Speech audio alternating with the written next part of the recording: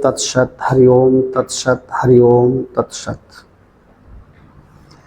गरुड़ पुराण के अनुसार ये हमारे भक्त आए हुए हैं। इन्होंने कहा है कि संसार का सबसे बड़ा दान क्या है। तो मैं इनको बताना चाहता हूं,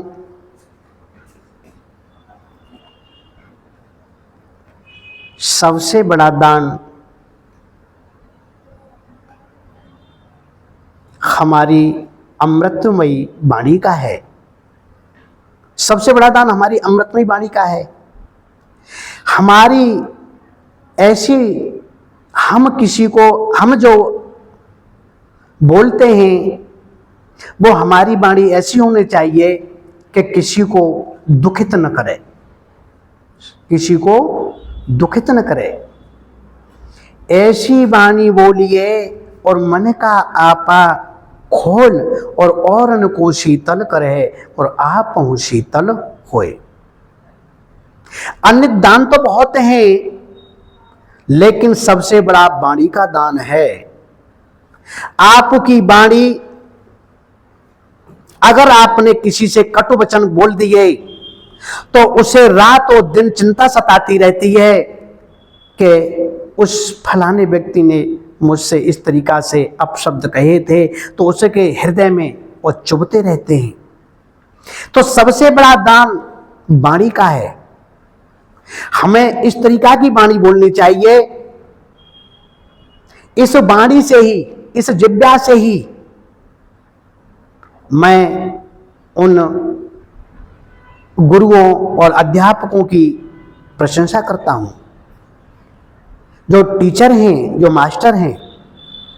जो सबसे बड़ा धन जो है एक विद्या है। जिसके पास अगर विद्या है, प्रभु की कृपा से अगर विद्या में वो निपुण है, तो उस धन की कोई आवश्यकता नहीं है। उसे धन की आवश्यकता नहीं रहेगी। अगर जिसके अंदर, तो सबसे बड़ा धर्म मनुष्य का है कि जैसी भी उसके अंदर कला हो, उस कला को अवश्य दूसरों में वितरित करें। अगर हमारे अंदर हम पीएचडी हो गए, यानी प्रोफेसर हैं, और प्रोफेसर घर पे ही बने बैठे हैं, हमने कोई भी संस्थाएं जो चल रही हैं उनमें जाकर के हमने टीचिंग नहीं की और हमने उस विद्या का बच्चों को हमने शिक्षा नहीं दी, तो वो हमारी जो अंदर जो हमारी प्रतिभा थी, जो हमारे अंदर जो योग्यता थी, वो हमारे अंदर ही अंदर बैठी है और हम उसे बिल्कुल नहीं किसी को दे नहीं पाए, उसे वितरित नहीं कर पाए। तो सबसे बड़ा हमारा उन जो विद्वान व्यक्ति हैं उनसे अनुरोध है कि अगर आपके अंदर विद्वता है तो उस विद्वता का आप मार्गदर्शन जिन लोगों को कराएं जो उनके इच्छुक और उनके जो पात्र हैं। अगर वाकई में कोई बिल्कुल ऐसे, मैं तो नहीं कह सकता हूँ अपनी वाणी से कि कुछ लोग ऐसे देहाती भाषा में कहते हैं ये तो पढ़ा लिखा सा गमार है। पढ़ा लिखा गमार बोल देते हैं उसे। क्यों बोलते हैं? क्योंकि उन्होंने पढ़ लिख करके भी, हमारे बुजुर्ग लोगों का कहना है कि पढ़ तो लिया है लेकिन ये गुनाह नहीं है। अब गुनाह क्या होता है? गुनाह इसी को कहते हैं कि हम जहाँ कहीं समाज में जाएं तो उस समाज में जाने से ये महसूस हो कि ये फलाने गांव का आदमी है, और कितनी बढ़िया इसके शब्द हैं, कितनी अच्छी भाषा शैली है इसकी। एक जगह पर अगर पानी भरा रहे तो वहाँ कीचड़ पैदा हो जाती है, और पानी अगर बहता रहे तो बिल्कुल एकदम साफ और स्वच्छ होता है। ऐसे ही जो हमारे अंदर जो विद्या है, अगर हम जितना विद्या को जितना बांटेंगे, अपनी जिज्ञा से जितना बच्चों को शिक्षा देंगे, उतनी हमारी विद्या और आगे प्रबल और बढ़ती चली जाएगी और हम बुद्धिमान होते चले जाएंगे। तो मेरा कहने का मतलब यह है कि सबसे बड़ा धन और दान एक विद्या भी है। अगर किसी को दे दी जाए और उसका अगर जीवन सफल हो जाए, तो जीवन में भी तुम्हारी आपको गुरु क्या, गुरु से भी ज्यादा तुम्हें परमात्मा की श्रेणी में लाकर के खड़ा कर देगा, क्योंकि आपने उसके जीवन को सफल किया है, आपने उसको मुकाम तक पहुंचाया है। अब आता है दान। दान क्या है? अन्नदान, स्वर्णदान, अश्रुदान, बहुत सारे दान हैं। भूमि दान, गौदान, बहुत सारे दान हैं।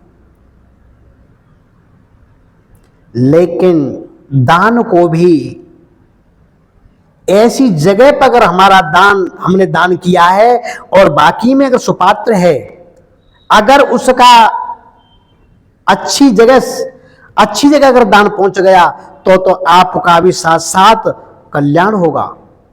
और अगर कुपात्र पर अगर दान अगर पहुंच गया तो वो दान आपका कुदान हो जाएगा। दान भी सोच विचार के करना चाहिए।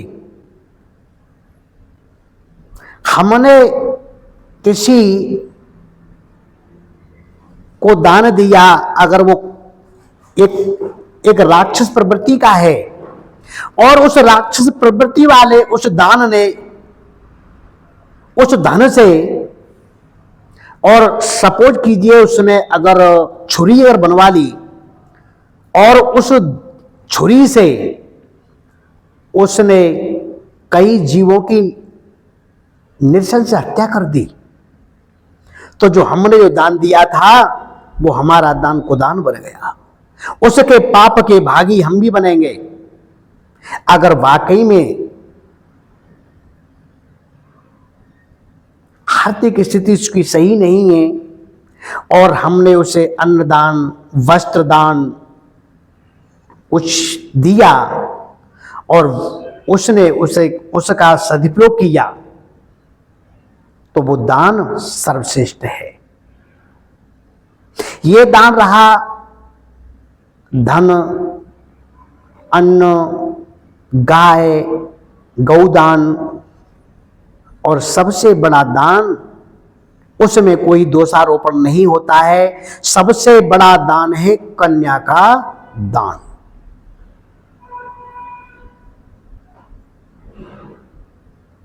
जिसने एक कन्या की शादी कर दी,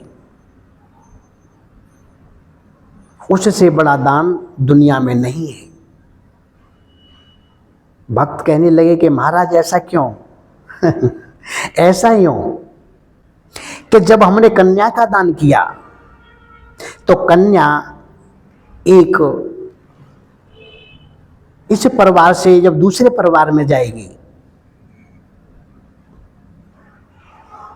तो वहां पर भी प्रभु ने जैसे जीव को भेजा यहाँ पर कि तुम जाकर के, और मन और शत्रुपा जब पहले हुए थे उन्होंने, तो यहाँ पर सृष्टि का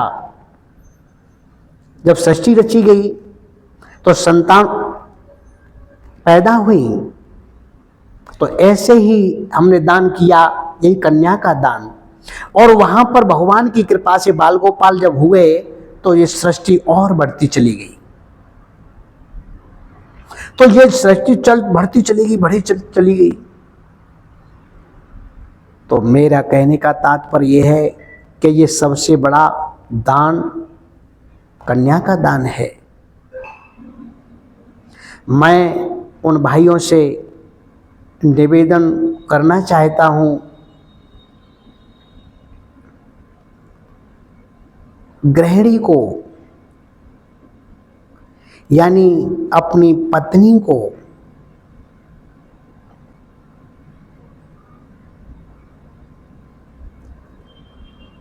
जो प्रताड़ित करते रहते हैं, बात बात पर मारपीट करते हैं, आखिरकार ऐसा क्यों? सत्युग द्वापर त्रेता में जब भगवान राम ने जब अवतार लिया राक्षसों का विनाश करने के लिए, तो सिर्फ वहां पर यही दर्शाया था 14 वर्ष वनवास गए। 14 वर्ष वनवास गए तो रावण सीता का हरण कर ले गया। तो एक पत्नी के पीछे भगवान राम ने कितना बड़ा विलाप किया था।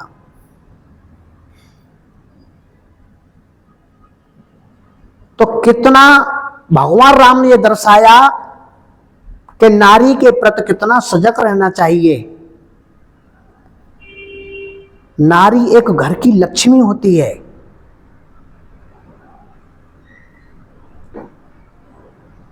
इतने वन वन भटके, यहां तक गोस्वामी तुलसीदास ने लिख दिया है,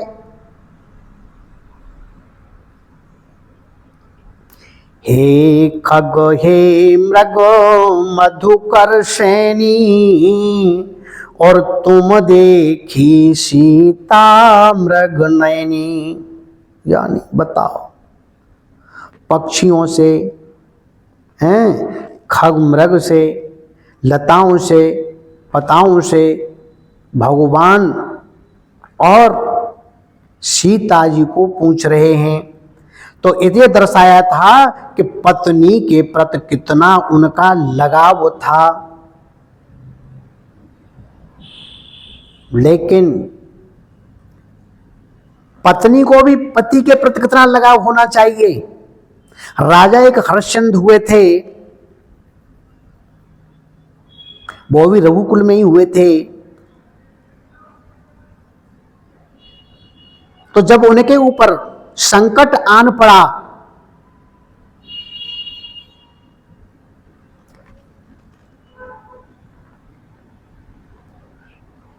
विश्वामित्र जी ने ब्राह्मण का वेश धारण करके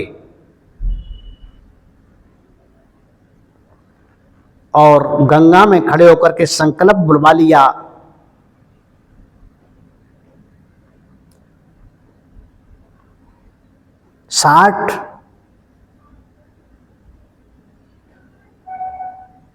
60 भार सोने का।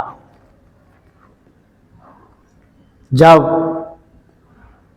उन्हें की ठीक है महाराज चलिए मैं घर से देता हूं, तो उन्हें की महाराज अब कहां चल रहे हो, ये घर तो मेरा है, आप तो सारी राजधानी हार चुके हो, ये संकल्प दे चुके हो, अब आपका कहां है।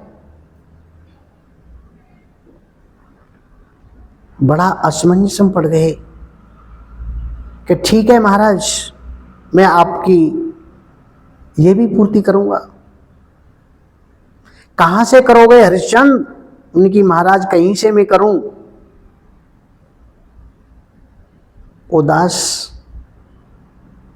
उदास होकर के जब महल के अंदर पहुंचे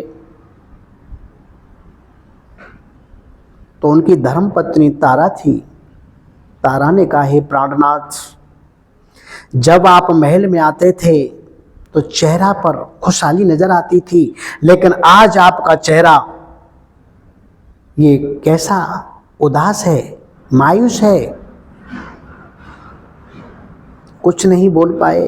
फिर पत्नी ने कहा, महाराज आप उदास क्यों हैं? तब बोले कि क्या बताऊं कि ऐसे ऐसे एक ब्राह्मण देवता को मैं सारी राजधानी ही दान में दे चुका हूं, फिर भी 60,000 भार सोना और अभी मेरे ऊपर शेष है उनका। बात तुझे धन्य है, पहले की नारियों को धन्य है। उनकी महाराज उदास होने की क्या आवश्यकता है, हमारे पास सब कुछ है, मैं और आप और मेरा ये पुत्र, ये तो शेष है ना। कि हाँ यही बचे हैं 3 हम, बाकी हम सब कुछ ब्राह्मण को दे चुके, लेकिन फिर भी उनका ऋण हमारे ऊपर शेष है। कि कोई बात नहीं है, कह दो वो कैसे लेना चाहते हैं।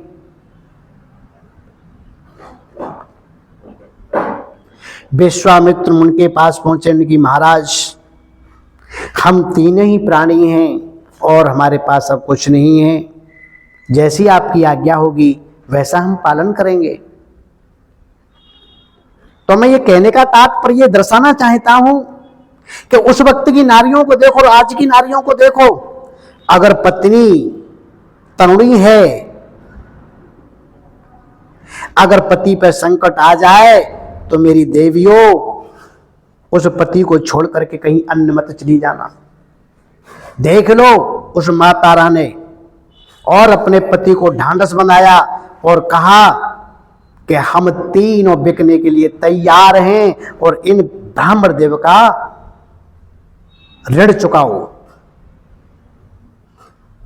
तो पतिव्रता हो तो ऐसी हो, अपने पति का उसने साथ नहीं छोड़ा, इतने संकट पर भी। और आज की नारियां, सबकी तो बात नहीं करता हूं मैं, लेकिन आज की देवियां क्या हैं, आपके संकट की घड़ी में आपका साथ नहीं दे पा रही हैं। कह रही हैं तू ही भुगत, तू ही जाने। अरे ऐसा क्यों? न कोई साथ लेके आया है, न साथ लेके जाएगा। सिर्फ प्रेम ही साथ जाएगा। जिस वक्त आप जब मरणासन अवस्था में होंगे, आपके जिगरी दोस्त होंगे, घर परिवार वाले होंगे,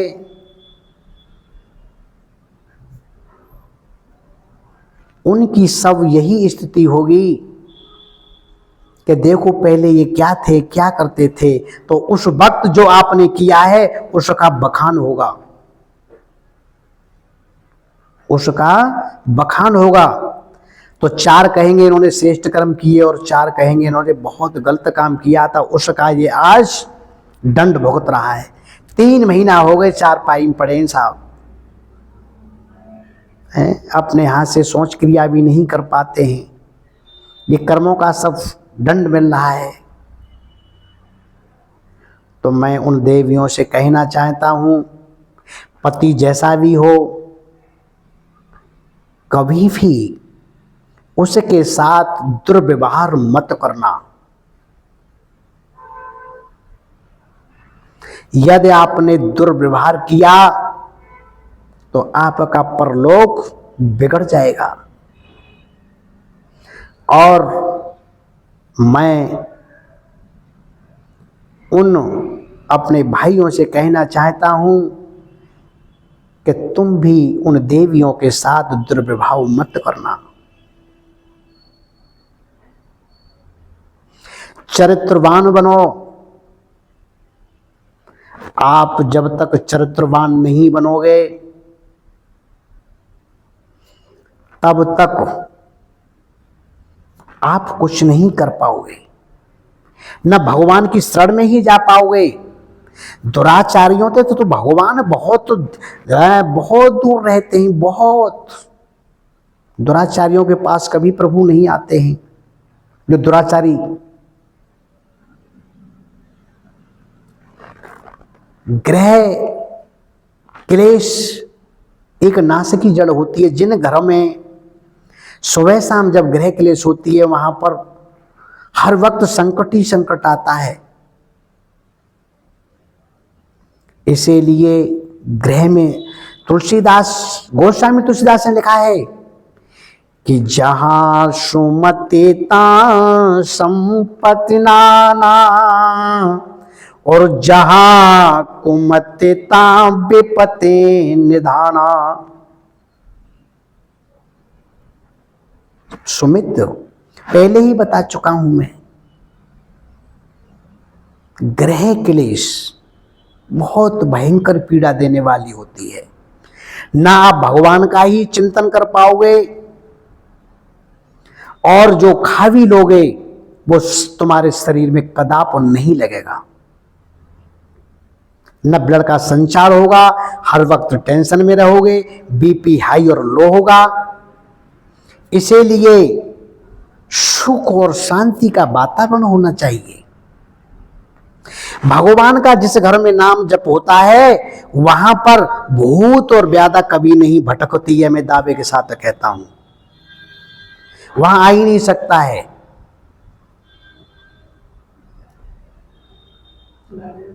मनुष्य अपने कर्मों को प्रभु ने दिया है। 84 लाख योनियों में एक मनुष्य ही बुद्धिमान प्राणी है, इससे ज्यादा बुद्धिमान प्राणी नहीं है। लेकिन इतना समझो कि पक्षी और पशु भी वो भी बुद्धिमान होते हैं। एक चिड़िया भूखे रहते हुए और अपने बच्चे को दाना ला करके अपनी चोंच से उसे खिलाती है, क्या कभी वो ये विचार करती है कि ये बुढ़ापे पे हमारी सेवा करेगा? हैं? क्या चिड़िया कभी सोचती है, विचार करती है? जितने बार ये पक्षी कभी विचार करते हैं?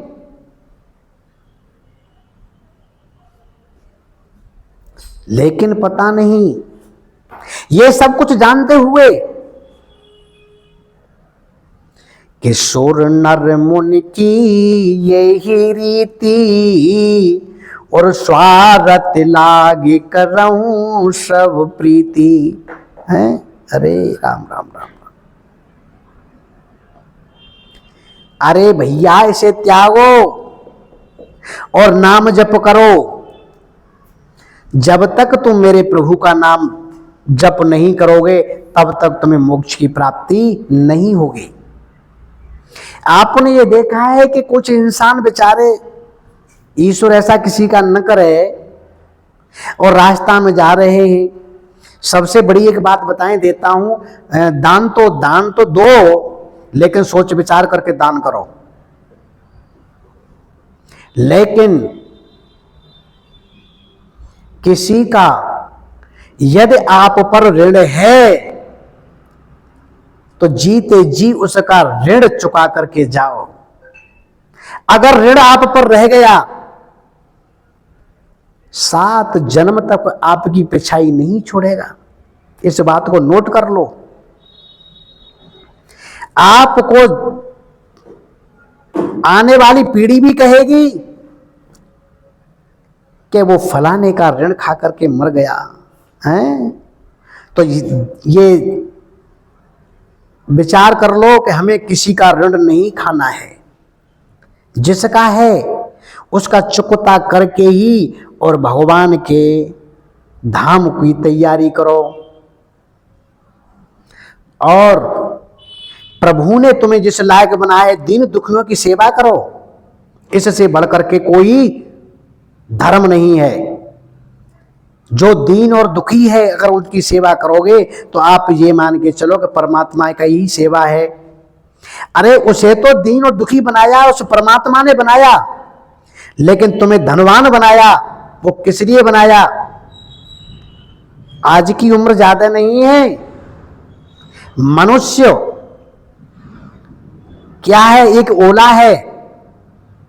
जैसे ओला ऊपर से गिरता है और जमीन में आकर के एकदम रेत में जब गिरता है मिट्टी में मिल जाता है। तो मनुष्य क्या है? एक ये पानी का बबूला है। ऐसे ही तुमको एक दिन पंच तत्व से, यानी 5 तत्वों से हमारा शरीर बना हुआ है। जिस वक्त आदमी जब दफन हो जाता है तो 5 अपने अपने विलीन हो जाती हैं। छत, जल, पावक, गगन समीरा, 5 तत्व से बना शरीरा। ये 5 तत्वों से शरीर बना हुआ है। और जब मनुष्य को दफना दिया जाता है तो वो अपने अपने उसमें जाकर के विलीन हो जाती हैं। मेरा कहने का मतलब है, दीन और दुखियों की सेवा करो। अगर तुम धनवान हो तो दूसरे को सताने की कोशिश मत करो, क्योंकि तुम लिखने वाले नहीं हो, लिखिया मुझसे तो वो ऊपर बैठा है। कल काल कुठार लिए फिरता और बज्जर की चोट झिली न झिली, और कर लेरी भजन अरी रसना, और अंत समय पे हिली न हिली। नाम जप कर लो, लास्ट में ना नाम जप होगा ना कुछ होगा। जब यम के दूत आते हैं तो मनुष्य क्या कहता है, अरे के लड़का के लिए, लड़का विदेश कहीं ड्यूटी कर रहा है इसीलिए नहीं आ पाया है, इसीलिए उनको देखने के लिए इनके आंसू निकल रहे हैं, गला रुंध गया है, बोल नहीं पा रहा है। ये सब क्या है, यमदूत। इस मनुष्य से शरीर से निकलना थोड़ी चाहता है, इतना भी चिड़चिड़ हो जाए निकलना नहीं चाहता है। इसी में अपना वास चाहता है। जो उसने कर्म किए, अब अकाल मृत्यु हो गई साहब। इतना पैसा उठ गया फलाने का, लेकिन वो फिर भी ठीक नहीं हुआ। मात्र उसकी 35-36 वर्ष थी। अरे प्रभु, अरे प्रभु को मिथ्या क्यों दोष दे रहे हो? दोष अपनी करनी को दो, जो तुम करके आए थे, जो दूसरे का ऋण हड़प के आए थे, वो तुम्हें सब भोगना पड़ेगा। यहां पर मनुष्य के प्रभु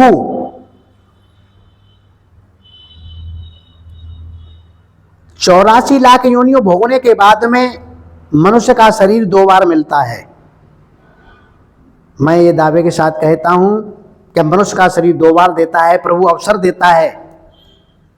एक बार जब देता है तो कहता है कि ये श्रेष्ठ कर्म करेगा, और जब श्रेष्ठ ये कर्म करेगा तो मेरे यहां तेरी जगह निश्चित है। और दूसरा जन्म ये देता है, जब देता है कि तैने जो कर्म किए हैं उसका दंड तो भोग करके आ, तो अकाल मृत्यु हो जाती है। उसे बोलते हैं लोग अकाल मृत्यु हो गई, वही दंड है। प्रभु 2 बार देते हैं अवसर का, सुधर जा सुधर जा। लेकिन जब नहीं सुधरता है तब तुझे 84 लाख योनियों में घुस दिया जाता है। हर योनि अपने अपने जिस योनि में जीव चला जाता है तो उसे वही वही अच्छा लगने लगता है। एक राजा प्रशांत हुए थे, बहुत पहले की बात है, बहुत बड़ा राजपाट था उनका, सारे नगर में दुहाई फिर रही थी। लेकिन कहते हैं कि हर राजा अपने गरिमा में और अपने अहम में कुछ अनर्थ कर बैठता है, निश्चित अनर्थ बन जाता है उससे। सभी राजा धर्मात्मा नहीं होते, कुछ पे अनर्थ बन जाता है, और कुछ धर्मात्मा ही होते हैं कि जन्म जन्मांतर वो राजा ही बने रहते हैं, लेकिन कुछ अनर्थ कर बैठते हैं। तो उन राजाओं पर अनर्थ हो गया जनता के प्रति। तो उनके यहाँ एक संत जी रहते थे। संत जी ने कहा कि हे राजन, आप जो कर रहे हैं वो सही कर रहे हैं, लेकिन प्रजा के प्रति जैसे कि अपने पुत्र भाव होता है, उसी तरीका से प्रजा के प्रति सबसे एक समान भाव होना चाहिए कि ये सब हमारी ही संतान है। अगर आपने इसमें द्वेष किया किसी से तो बस वहीं पर आकर के आप पर पाप हावी हो जाएगा, आप पाप के भागी हो जाओगे और उसका दंड तुम्हें भुगतना पड़ेगा। राजन बोले कि महाराज चलो ठीक है, लेकिन मैं एक बात पूछना चाहता हूं संत जी कि ये बताइए कि मेरा जो अगला जन्म होगा वो किस योनि में होगा? हाँ हाँ, वो बात सत्य है आपकी। महाराज आपका जन्म शूकर का होगा, आप शुअर हो गए। कि वो कैसे? कि महाराज कहीं अंत नहीं होगा, वो आपके नगर में ही होगा। और जिस वक्त आपका जन्म होगा तो आपके सर पर एक सफेद चंद्राकार होगा। ये आपकी पहचान बताएं देता हूं। कि महात्मा अगर ये नहीं हुआ फिर कि महाराज जो चोर को हो सो मुझे सजा दी जाए। लेकिन आप तो उस वक्त नहीं होंगे, लेकिन आपका पुत्र तो होगा। उसे पुत्र से कह दो संत जी के ये शब्द हैं। ठीक है महाराज। ऐसा ही अपने राजकुमार से राजा ने कहा कि हे राजकुमार, जब मेरी मृत्यु हो तो 13वें दिन जब मैं किसी योनि में जाऊं तो इनका संत जी का कहना है कि आपको एक सुअर के यहां जन्म लेना होगा।